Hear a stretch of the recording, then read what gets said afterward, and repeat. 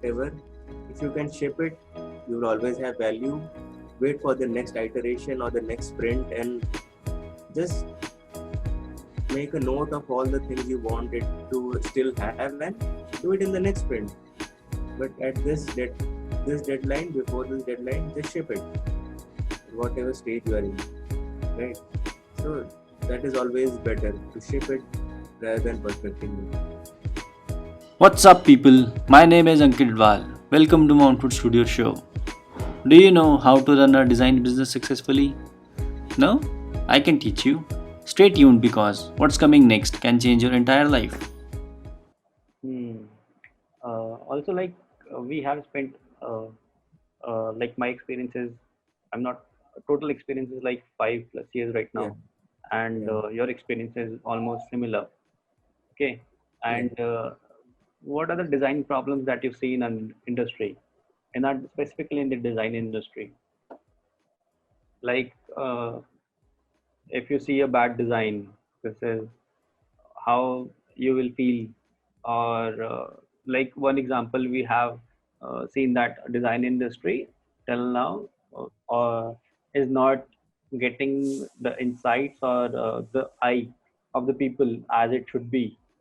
The Hmm. people who evaluate, they definitely know what design can do and how beneficial it can be for the businesses. And Hmm. talking about the human behavior, how it can be very helpful. So what are the design problems that you have seen in your journey? A lot of different products have had like a lot of different issues with them. If you do a heuristic evaluation of one of these products, you would like be in tears at the end of it. Be like, why did they design it in this way, or why is the why is it not visible, or why is it not the other way around? You know. Let's take an example. So, And oh let's my just God. not take the brand name, but only the packaging or the problem that you were facing. Okay, It's so better to keep the conversation and get to in conflict with the branding and everything. Let's say yeah, yeah. it was an I'll tell XYZ. you a very very It was an minor XYZ. thing. It was an XYZ Yeah, company. yeah. So we were. I was doing a banking BFSI tool. I was creating a BFSI tool, and so people who don't know BFSI, it's banking, finance, and other services Hmm. institutions like that way. So we're creating it for a finance corporate, right? A Okay. finance corporate, and so at through they had multiple apps because they knew that so many things needed to be done, and they wanted digital transformation.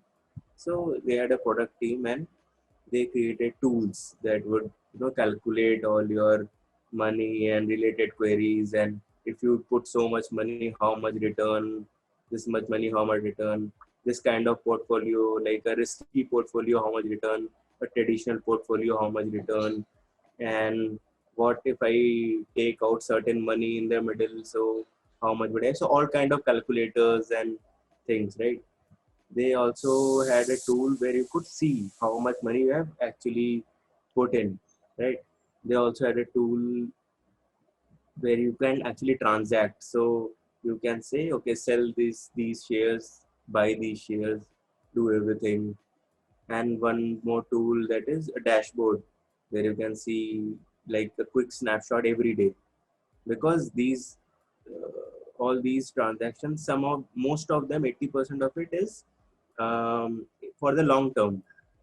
So every day, just because somebody said the market is crashing down, you just want to have a quick look at your portfolio, right? That okay, my money is still safe, or is something else bad is happening, or maybe will it recover or not recover. So we need a kind of dashboard also. Right? Now the problem is these are four different tools. Yes, I know. Will you as a user use four different tools, one to see, one to transact, one for updating, Mhm. and one to keep track of? Like, how does it make sense? Yeah, Both and we take an example of ICIC mobile banking or the HDFC. They're yeah, very good. Everything is in one place. You don't have to go food. for to different places.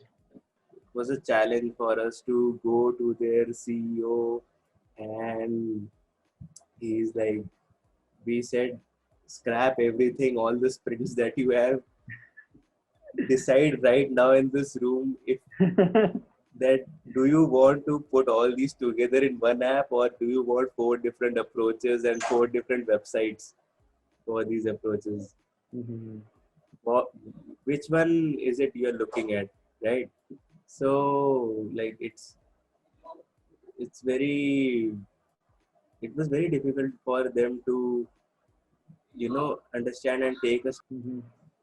Like, So it's yeah. so it so these are challenges that are faced because people are married to their designs. People Yeah. think, yeah, no other solution is possible, or no other thing is.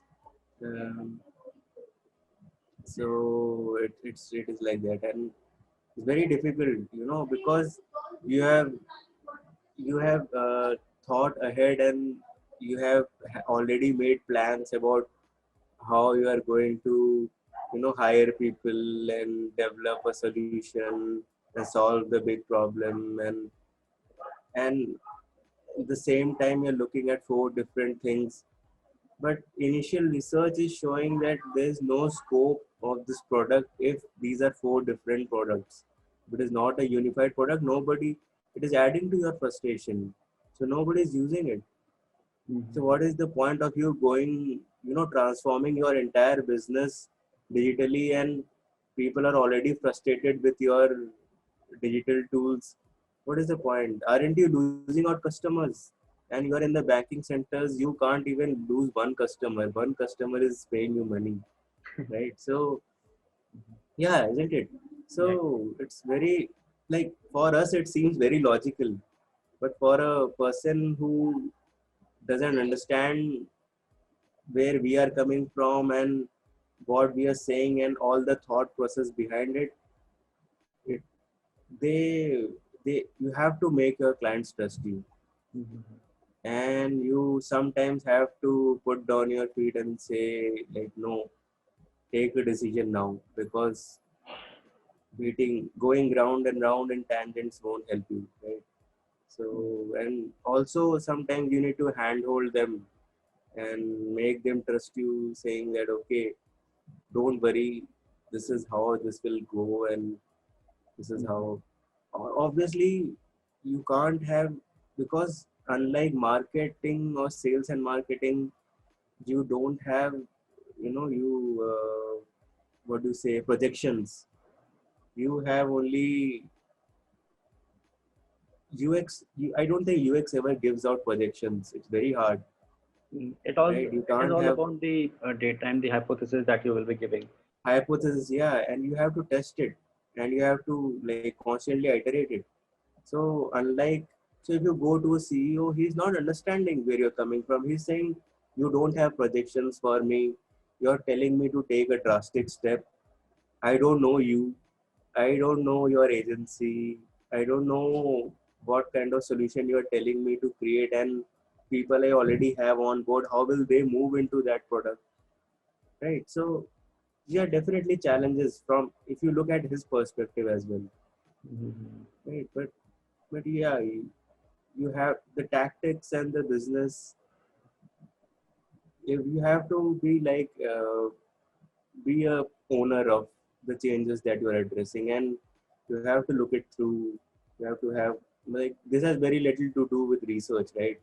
Very little to do with actual design, but then 50% of your time will go into these things, Yeah, and definitely. I it can. has to, it is has Mhm. to, Yeah, I right, can at the totally end of the relate day. to this because we do Yeah, these kind of things, yeah. and yeah, and So then mostly. now I have one more, like, this thing, like, for newcomers, like, if you are thinking you are going to sit in a room and just stare into a computer and create a design, that's not going to happen. You have to go to the field, and 50% of your time is definitely going to manage these clients and make them understand your value and the value in your designs, Mhm. right? And you also have to be open to the changes they Yeah, say. it's a challenging role definitely, Yeah, because it is a very challenging. yeah, people think they are researchers are mostly like very serious persons. But when you actually get into the field and hear the queries of the users, you will Mm. definitely think what I'm into. But at the end of the day, you will enjoy a lot. And when you calculate all the data, in the end, the learnings that you will be getting will definitely help you to go ahead in your future.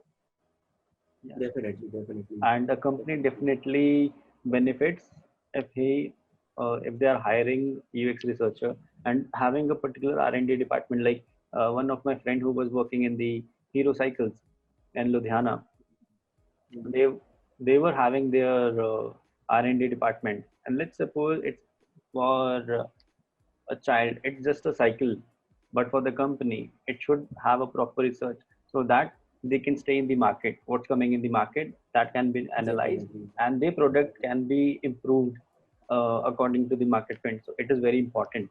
For companies who think no UX research is not for us, it is like people have to very soon will have to shed their their assumptions regarding R&D, Yeah. because companies think it's a lot of cost for them to start be involved in UX research, and they think what is the difference between market research and UX research, but they'll have to soon understand, because a user research will get them aligned with their users so fast and will give them such good results, such good validation. Can't have through anything else. Market research will never do that for you, right? And working on assumptions rather than actual research, it is going to affect you. And this time of COVID and this time of Make in India wave and the new challenges that we are facing every day and the evolution of the buying segment, everything is shaping the industry so fast. So fast, I think this is the time when everybody, not because I love UX research, just because this is out there. You just have to open your eyes and look at that. You have to look and see that this is the future, and this will what will take you forward. Like this person, I think you might know him, is an influencer. He's called Gary Vee, Yeah, I know. Gary Vaynerchuk, right? Yeah. So he's not at all from the research background, is he? He's Mhm. he, he's nothing to do with design. This person, but since 5 years he's been saying like Netflix will be the next big thing, and OTT platforms and advertising will shift to this and that. People will like no, digital out of the house media is better, and there are more payments happening and all this. Now look at the current scenario. It's not Yeah. like he was forecasting, or he just looked at the data and he was like, yeah, everybody's moving to OTT platform. Like I So was. advertising for OTT platform is like the next biggest revenue source for anybody. Mhm. It Like is true. I was watching one of his videos, and he was saying it was the older video that he shared, just the clippings, Mm. and he was saying that which two websites will be least used, and then one name that came out was the Tumblr. Okay, Yahoo Mm. purchased it. The deal was not opened up how much Yahoo Mm. purchased Tumblr, Mm. but the number of users, and they were losing something. So Tumblr was one. Another one was uh, I don't remember, but he was giving the projections based on the data for the next 2025. So he is thinking it's 2020 right now, and he is asking and collecting the data of 2025. So he is right now 5 years ahead of what we are thinking right Yeah, you have to have a vision in the future. You have to at least, like you have to see the long term approach and long term mindset of the people and how quickly they will move or away from your platform or to your platform. It all depends on your mindset today, because what you're designing today will be used in the future, right? So you'll have to like not get stuck up in current trends or short trends. So, what is the best piece of advice you were given and still follow or repeat to others? Yeah, so the best piece of advice that I was given and I still follow would be that I was, when I was starting out, I was told that there is a generalization and specialization to this field, right? And you generalize on all the different roles that are expected on you, and down the line, you will have to specialize. So, for example, like visual design is something that is expected of me, prototyping is expected of me, facilitation is expected of me, right? And I have done multiple roles, wireframing and research. So all this is expected of me from a UX designer or a UX researcher in different, and but then at the same time I have to specialize. I have to specialize on how things in one field which interests me the most. For example, you can choose to specialize in logo design and typography as a visual designer. For me, it's like I want to specialize into um, other other fields uh, of research. Let's say I want to specialize in um, it's like a T-shaped model. What is your specialization and what you enjoy the most? Yeah, so for me, my specialization is in user research and product strategy, right? Like I know how to brainstorm. I can go through the ideation phase. I can go through the generation phase, the brainstorming phase. But I have to, if I have, now I have to pick a specialization. Of course, every project has different room and opportunity to grow, but then m- it's all focused on where I see myself, what I see myself doing in the future. That is the area I specialize in. So I specialize in product strategy and what this product will do and operate in the future, or I and the user research, the user testing, the usability testing of a product. Yeah, so that is the kind of advice I have always listened to and found very insightful. So I guess it is insightful for somebody as well. And yeah, It was great knowing you and the knowledge you shared. It's pleasure to have you with us. Thank you, Shantanu. Thanks a lot. yes, it has been an absolute pleasure for me also to be a part of this podcast, and I definitely hope somebody gets any listener who is listening to this gets some value out of it. Definitely. Yeah. Thank you. Thank you. Thanks for joining me. Let's wrap up the show, and if you have any questions, let me know. I'll try to resolve them as soon as I can.